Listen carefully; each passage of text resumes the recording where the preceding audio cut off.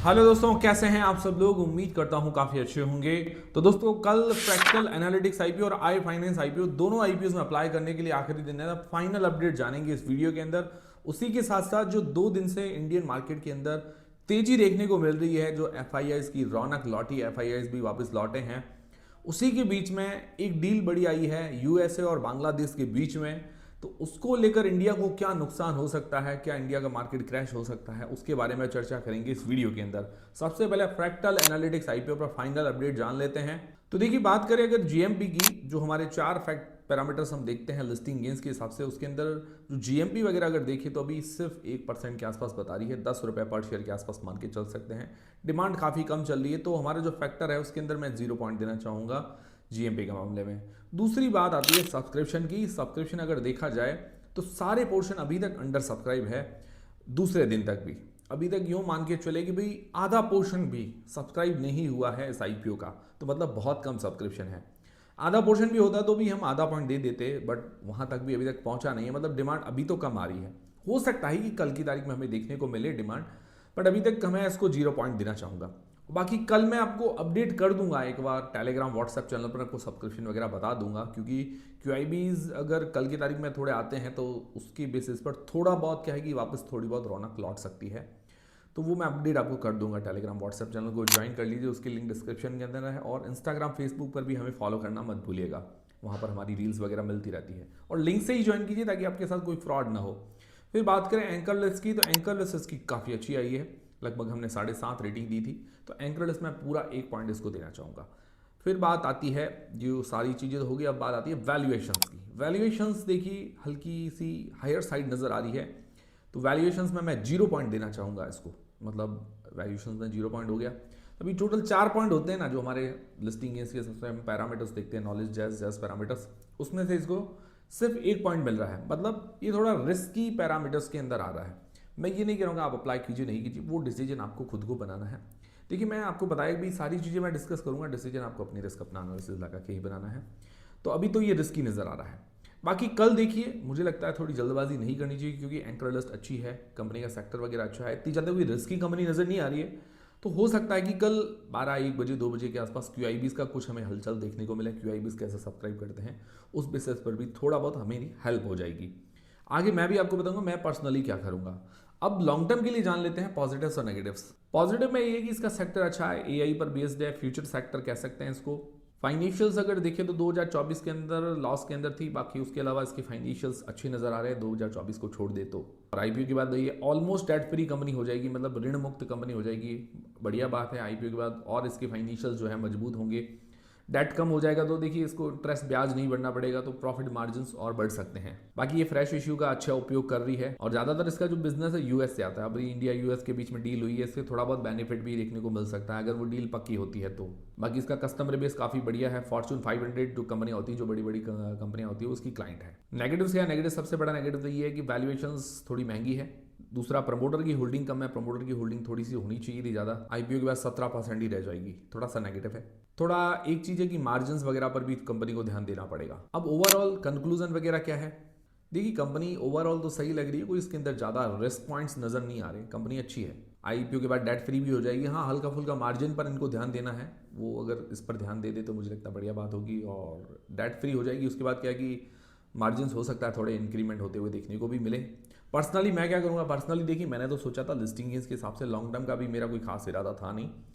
बाकी कल अगर देखूंगा क्यूआईबी की तरफ से कुछ हलचल आती है, अभी डिमांड तो है नहीं इसीलिए मेरा तो मूड कम हो रहा है, बट कल क्यूआईबी की तरफ से कुछ हलचल आती है, थोड़ा बहुत होता है, तो मैं अगर देखिए मैं जैसे 5-6 लॉट जनरली अप्लाई करता हूँ, तो मैं कल कोशिश करूँगा एक आधा लॉट अप्लाई करने की, इससे ज़्यादा नहीं। मतलब रिस्क लिया तो अगर कल डिमांड आई तो, वरना नहीं, वरना मैं इसको छोड़ दूँगा। क्यों अपना पैसा भी, कोई डिमांड है नहीं तो बर्बाद करने से मतलब नहीं। बाकी मेरी तरफ से अप्लाई करने नहीं करने का डिसीजन नहीं है, जो भी डिसीजन बनाना आपको खुद अपनी रिस्क, अपना एनालिसिस लगा के बनाना है। फिर दोस्तों आई फाइनेंस आईपीओ, ठीक है, इसका ग्रे मार्केट का प्रीमियम भी देखें तो 0 बता रहा है, मतलब ग्रे मार्केट के अंदर 0 पॉइंट मिल जाएगा। फिर सब्सक्रिप्शन देखा जाए तो सब्सक्रिप्शन अभी तक अंडर सब्सक्राइब है, 2 दिन तक अगर देखा जाए तो कोई आधा पोर्शन ये भी सब्सक्राइब नहीं हुआ है, तो 0 पॉइंट यहाँ पर भी मिल जाता है। एंकर लिस्ट ठीक आई है, मतलब नॉट बैड एंकर लिस्ट कह सकते हैं, आधा पॉइंट जो है एंकर लिस्ट के अंदर दे सकते हैं। बाकी इसकी वैल्यूएशन सही है, वैल्यूएशन के अंदर पूरा 1 पॉइंट मिल जाता है, तो 4 में से 1.5 1.5 रेटिंग बन रही है। मतलब अभी फ्रैक्टल एनालिटिक्स से कंपेयर करें तो थोड़ी सी ज़्यादा है, ठीक है ना। उसकी जीम भी अच्छी होती है, थोड़ा उसका भी पॉइंट बन जाता। तो अभी 1.5 पॉइंट बन रहा है, मतलब ये रिस्की पैरामीटर्स के अंदर ही आ रहा है। बाकी अप्लाई करना ना करना वो आपको सोचना है। लॉन्ग टर्म के हिसाब से जो लोग अप्लाई करना चाहते हैं तो पॉजिटिव्स एंड नेगेटिव्स देख लेते हैं। तो ये पॉजिटिव में ये है कि मिड लेयर एनबीएफसी है, मतलब ज़्यादा छोटी भी नहीं ज़्यादा बड़ी भी नहीं है, और उसके अंदर लीडिंग कंपनीज के अंदर इसका नंबर आता है। 560 से ऊपर इसकी ब्रांचेस हैं इंडिया के अंदर। और पॉजिटिव में ये है कि नेट इंटरेस्ट मार्जिन इसका ज़्यादा है, CAR रेशियो जो होता है वो भी ज़्यादा है, अच्छा है, मतलब जो RBI की गाइडलाइन है उससे थोड़ा ज़्यादा ही है। कंपनी फाइनेंशियली स्ट्रॉन्ग है, मार्जिन वगैरह अच्छे हैं। ओवरऑल अगर देखा जाए तो ज़्यादा ऐसा कोई रिस्क नज़र नहीं आ रहा है। बाकी नेगेटिव्स की अगर बात करें तो ग्रॉस NPA 4.85% थोड़ा सा ज़्यादा है, बाकी अदर कंपटीटर्स से इसका ज़्यादा है। वैल्यूएशंस थोड़ी ओके है, मतलब ऐसे तो सस्ती कह सकते हैं कि, बट थोड़ी और सस्ती करते तो बढ़िया रहता। और फ्रेश इशू का थोड़ा पर्पस है वो क्लियर नजर नहीं आ रहा है। ओवरऑल यही ग्रॉस NPA वगैरह उसको 3 के अंदर लेना पड़ेगा जो अपने कंपटीटर्स हैं उनके बराबर लाने के लिए। बाकी हाईली कंपटीटिव सेक्टर है, बहुत सारी कंपनियां हैं तो लगातार कंटिन्यू ग्रोथ रखनी पड़ती है। स्मॉल कैप कंपनी है, ग्रोथ पॉइंट ऑफ व्यू से देखें तो बढ़िया है, बाकी हाईली कंपटीटिव बिजनेस भी है। ओवरऑल पर्सनली मैंने भी इसके अंदर लिस्टिंग गेंस के हिसाब से ही सोचा था, बट इसकी शुरुआत से ही डिमांड नहीं बन रही, अभी तक डिमांड आई नहीं है, ठीक है। बाकी सब्सक्रिप्शन वगैरह भी कम है।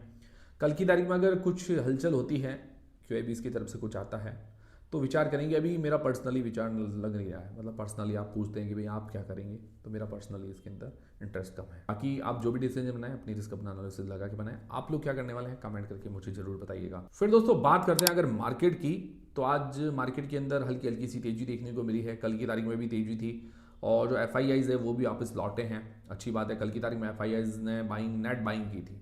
आज अभी डेटा आएगा, जब मैं वीडियो शूट कर रहा हूँ तब तक तो डेटा नहीं आया है, डेटा आ जाएगा तब मैं आपको कल की तारीख में अपडेट कर दूंगा। बाकी ओवरऑल यूँ कहें कि मार्केट में अभी मतलब सही स्थिति बनी हुई है। इसका एक बड़ा रीज़न ये है कि भाई इंडिया US के बीच में जो डील हो रही है वो थोड़ी फाइनल होने के तौर पर है, तो इस कारण क्या है कि थोड़ा मार्केट के अंदर तेजी है। बट एक बड़ा थ्रेट भी सामने आ गया है। थ्रेट ये आया कि भाई US और बांग्लादेश के बीच में भी ट्रेड डील हुई है, तो इंडिया पर जो टैरिफ 50% से सीधा 18% किया है, तो बांग्लादेश पर जो टैरिफ होगा वो 19% किया है, इंडिया से 1% ज़्यादा है। यहाँ तक इंडिया के लिए कोई दिक्कत वाली बड़ी बात नहीं है।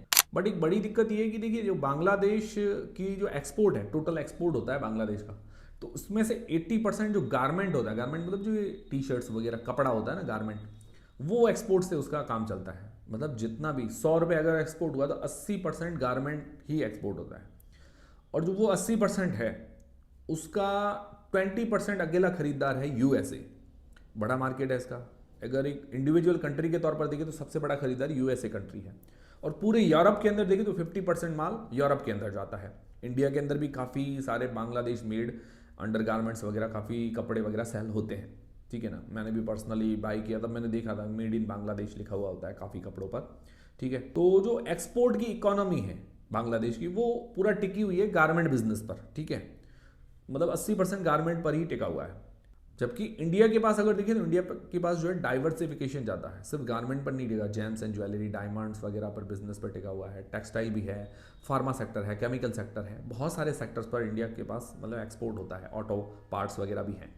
और क्या है कि एक चीज़ है कि जो बांग्लादेश का जो गारमेंट सेक्टर है वो इंडिया पर भी मतलब इंडिया पर टिका हुआ है। उसका रीज़न ये है कि जो कच्चा रॉ मटेरियल होता है, जैसे धागा वगैरह है या कच्चा रॉ मटेरियल वगैरह आप कह सकते हैं, जो गारमेंट इंडस्ट्री के अंदर यूज़ होता है वो इंडिया से जाता है। जैसे धागा लगभग 80% जो धागा है इंडिया से बांग्लादेश जाता है, ठीक है ना। वो इंडिया का मतलब मास्टरी भी है धागे के अंदर, और ये बहुत बड़ा ह्यूज पार्ट इंडिया से ही आता है। अब एक USA ने ये शर्त रखी है कि अगर आप जीरो टैरिफ चाहते हैं गारमेंट बिजनेस पर, तो आपको क्या है कि हमारे से कॉटन खरीदना पड़ेगा।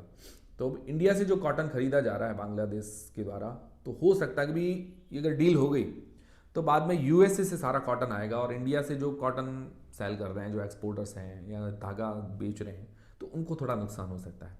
तो ओवरऑल थोड़ा नुकसान जो है टेक्सटाइल इंडस्ट्री को पड़ सकता है, जो धागे से जुड़ी हुई है, जो रुई कॉटन से जुड़ी है, उन पर थोड़ा इम्पैक्ट देखने को मिल सकता है अभी अगर बांग्लादेश USA की सही तरह से डील होती है तो।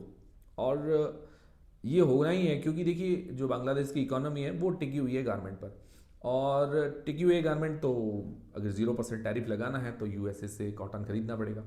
बट एक बड़ी चीज़ ये है कि भाई देखिए यूएसए से कॉटन या यार्न धागा मंगाना, कच्चा रॉ मटेरियल मंगवाना वो थोड़ा महंगा पड़ सकता है, जबकि इंडिया से अगर बांग्लादेश मंगवाता है कच्चा रॉ मटेरियल तो इंडिया और बांग्लादेश जुड़ी हुई कंट्रीज़ है, तो ज़्यादा जो लागत होती है जो इधर उधर सामान भेजने की वो कम होती है। और यूएसए से सामान मंगाए तो लागत थोड़ी बढ़ जाएगी, हो सकता है उसको वो चीज़ महंगी पड़े।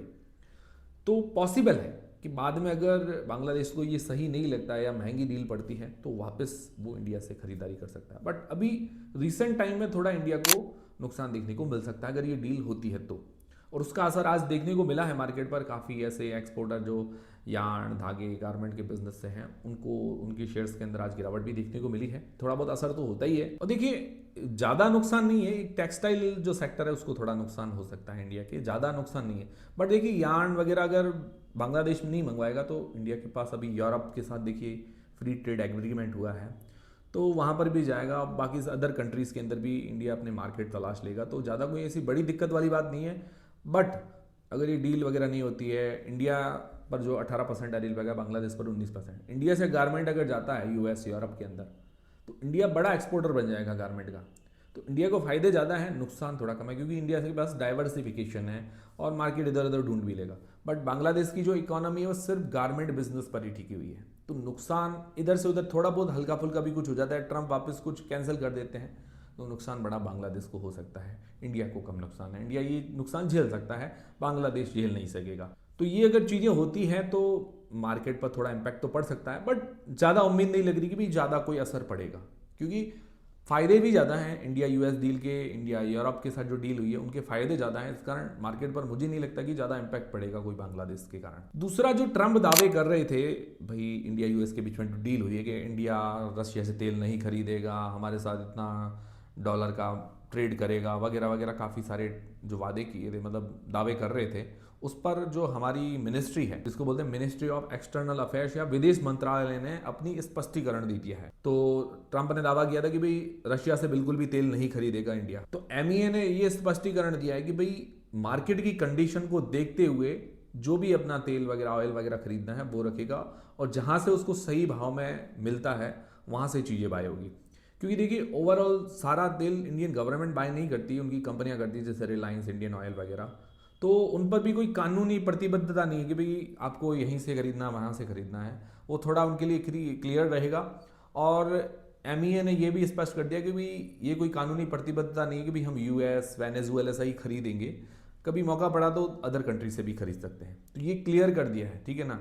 ताकि ये भाई अब बहुत सारी कंट्रियाँ हो गई हैं तो इंडिया के पास डाइवर्सिफिकेशन रहेगा खरीदने के लिए। तो जो लोग ये कह रहे थे कि भाई रशिया से ऑयल नहीं खरीदेगा, तो अब ऐसा कुछ नहीं होगा। हाँ थोड़ी प्राथमिकता दी जाएगी यूएसए को, ठीक है ना, रशिया से थोड़ा कम हो जाएगा, बट इतना भी कम नहीं कि पूरा बंद कर दे, ये भी नहीं होगा। तो ये क्लैरिफिकेशन दिया है। दूसरा उन्होंने कहा था कि भाई 500 बिलियन डॉलर का खरीदारी जो ट्रेड वगैरह का दावा किया था, तो इस पर भी एमईए ने कहा कि भाई ये अनुमान है, प्रोजेक्शन है कि भाई इतना डील हो सकती है, मतलब जो ट्रेड वगैरह हो सकता है, ये कोई मतलब फिक्स नहीं है कि इतना का इतना करना ही है। तो ये भी चीज़ क्लियर हो गई, क्योंकि उन्होंने ये भी कहा कि भाई कोई भी चीज़ तब खरीदी जाएगी जो अगर क्वालिटी की बेस पर या रेट के बेस पर जो प्राइस अगर सही मिलती है, क्वालिटी मिलती है, तो उस बेस पर खरीदा जाएगा। जरूरी नहीं कि सारा माल खरीदा ही खरीदा जाए। ट्रंप ने ये भी कहा था कि इंडिया जो यूएस पर टैरिफ लगा था जीरो कर देगा पूरा, तो इंडिया ने कहा कुछ कुछ चीज़ों पर टैरिफ वगैरह हटाए हैं, कुछ पर कम किए हैं, और उसके अंदर जो किसानों से रिलेटेड जैसे डेयरी पोल्ट्री वगैरह है उनको थोड़ा बाहर रखा गया है, उन पर टैरिफ कम नहीं होगा,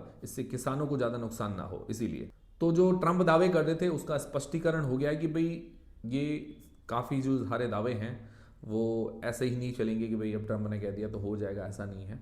जैसा इंडिया के लिए सही बैठेगा तो उस हिसाब से सारी चीज़ें हो। तभी इंडियन स्टॉक मार्केट पर थोड़ा नज़र बना के रखिए। हाँ बांग्लादेश जो डील हुई है, और अगर बांग्लादेश पर गारमेंट पर 0% टैरिफ लगता है तो टेक्सटाइल मार्केट पर इंडिया पर थोड़ा दिन या थोड़ा टाइम के लिए इम्पैक्ट पड़ सकता है।